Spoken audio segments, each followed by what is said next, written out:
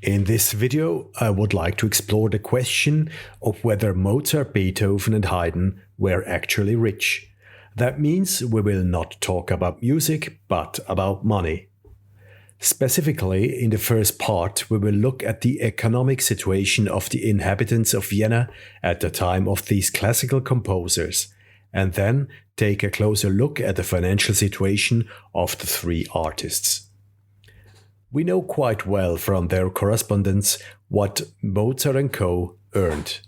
But in order to get an idea of how to classify the amounts of money, we must first learn about the cost of living in Mozart's and Beethoven's Vienna.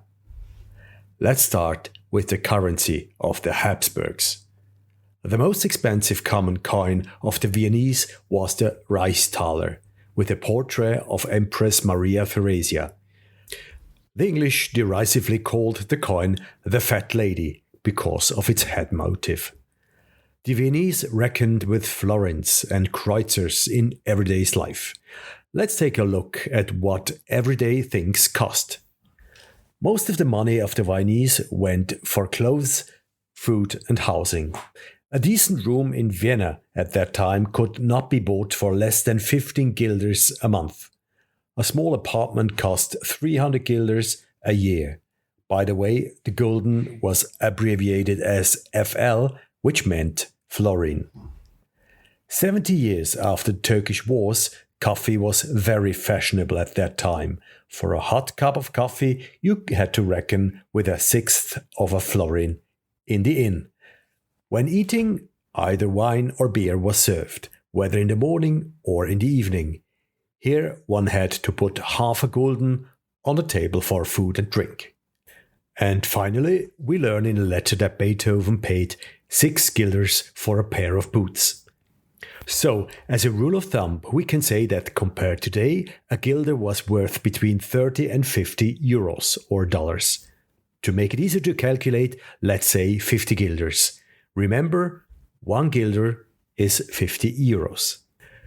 Before we get into the nitty-gritty and talk about the income of Mozart and Beethoven, we need to say a word about monetary stability in the 18th century Vienna. Until 1750, there was only metal money.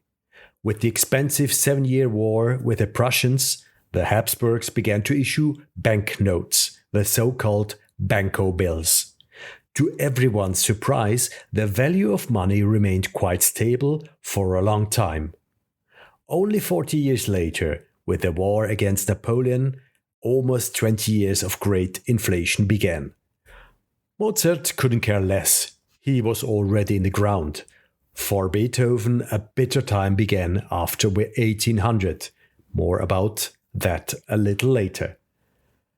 Next, let's take a look at the earnings of the various professions. At the bottom of the income rankings were, who is surprised, the common people. Domestic servants were cheap to get. An annual wage of 12 guilders was enough, and so the princes could afford many servants. Needless to say that 12 guilders, or 600 euros or dollars a year, were not enough for anyone. Let us remember that Beethoven's boots cost 6 guilders. The schoolmaster was no better off with his 25 euros, and the craftsman could barely feed a family. Thus, life for Mr. and Mr. Wiener meant a daily struggle for survival. Only with the professions for people with higher education, their living conditions became better. A salaried doctor of a hospital got around 300 guilders. High officials were much better compensated and could expect 2,000 to 3,000 guilders. The bars are still far from the right edge of the picture. That is, there were still a few which had more. A count, that is, a representative of the middle nobility, could usually have a spending limit of 50,000 florins. With the princes, we arrived at the high nobility, and at 100,000 florins. There were about 24 princely families in Vienna. They were the most lucrative patrons for the composers and artists. They ordered commissioned works, paid well for piano lessons, and sometimes even gave pensions to artists. The emperor or the empress were at the top of the ranking. We know from Maria Theresa that she could dispose of about 300,000 florins annually. So now we have a pretty good feeling of what a florin is worth and who earned how much in old Vienna. Now let's look at the three composers who earned how much. The big earner among the three was, you have probably guessed it, Wolfgang Amadeus Mozart. Even as a little boy, he was literally worth his weight in gold. When the 6-year-old child prodigy visited the imperial couple in Vienna with his father, Maria Theresa gave him not only beautiful clothes from which her children had outgrown, but also an expensive casket with a hopping 500 gulden in it. According to our conversion rate, that was 20,000 francs. Not bad for a short visit. However, the Mozarts had to take the arduous journey of several days from Salzburg by carriage. From then on, Father Leopold had tasted blood, and the Mozart family visited many princely houses during the next 5 years on their grand European tour. In the following years in Salzburg, he was employed as a court musician, and he baked rather small roles. It was not until he became self-employed in Vienna at the age of 25 that he became a big earner. His most important source of income were his concerts. Mozart was a gifted interpreter of his works, and he often organized so-called academies, where he organized concert evenings on his own account.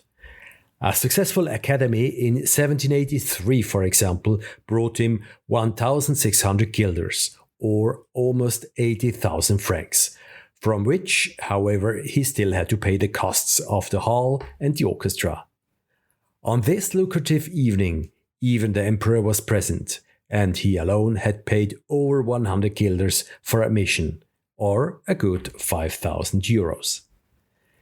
It is estimated that Mozart earned an average of about 5,000 guilders during his 10 years in Vienna.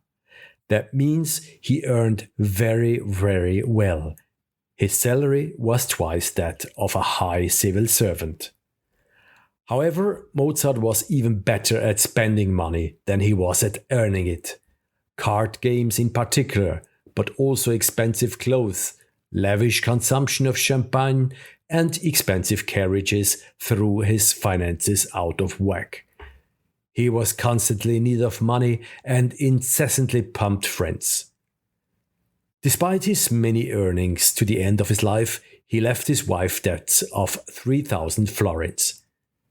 His third-class funeral, by the way, cost 8 guilders and 56 kreuzer. Joseph Haydn did not fare badly either. He was employed for a long time as Kapellmeister at the Esterházy Palace, where he earned 400 florins at the beginning and 800 florins at the end. Part of his annual salary was paid in kind. He was paid 18 buckets of wine, which corresponds to an incredible 1,500 liters of wine or 350 gallons per year. In addition, he was able to supplement his salary with occasional compositions.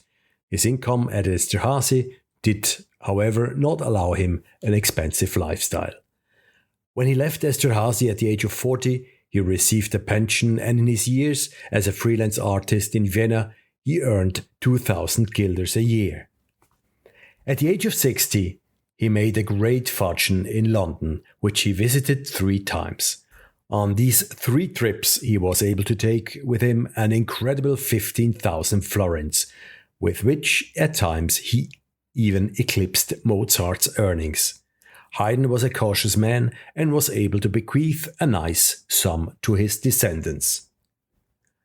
How was Beethoven doing financially? Beethoven's start as a 22-year-old in Vienna was not bad. In the early years, he was assured 600 florins a year by patrons, which allowed him to build his career over the long term. His problems began from the age of 30. On the one hand, because his hearing problems limited his performance possibilities more and more. One must keep in mind that composers could sell their works only once, and had no further exploitation rights. In practice, the composers were thus dependent on the income from concerts. For Beethoven, this became more and more difficult due to his increasing hearing loss, and he had to practically stop concert activities from around the age of 40. As if that were not enough, Napoleon began to turn the whole of Europe into a battlefield. For almost 20 years, the war cost the Habsburg Emperor 5 times the regular state budget. Instead of the normal 90 million, he had to spend 450 million guilders. The Habsburgs soon began to print notes industriously. In 1811, the state budget went broke and the currency was ruined, which meant ruin for many and a descent into abject poverty even for hard-working artisans. In addition, Napoleon twice honored the Viennese with his troops, and the beleaguered Viennese were allowed to feed tens of thousands of Frenchmen. The most difficult time came for the 200,000 Viennese in the famine year 1816, the so-called year without summer, when, due to the volcanic eruption in Indonesia, there were only 30 rain-free days during 8 months, and the unripe harvest rotted in the fields. So much for the saying of the good old days. Due to the war and his deafness, Beethoven found himself in existential distress, despite the many masterpieces he composed during those years. Unlike Mozart, he lived frugally, with only the many changes of residence straining his income beyond measure. At some point, he managed to convince 3 patrons to finance him a life pension of 4,000 florins. However, the guilder now had less than half its value before the Napoleonic Wars, and it halved again due to the galloping inflation. Beethoven was like all Viennese. His economic situation deteriorated rapidly, and from the age of 45 he had to fear an old age in poverty. In 1820, the economic situation brightened and the situation began to relax somewhat, and when he died in 1827, he was able to bequeath a nice chunk to his nephew.